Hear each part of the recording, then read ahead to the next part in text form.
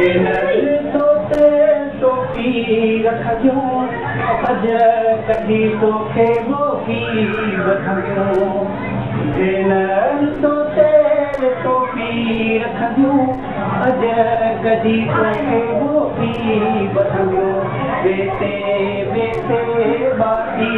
बोली तुझी बोली प्यारी बोली जल झोली दे पई लोली बोली प्यारी बोली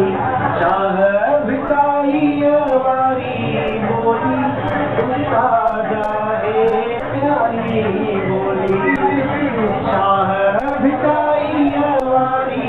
बोली तुझा जाए प्यारी बोली सारी बोली के बोली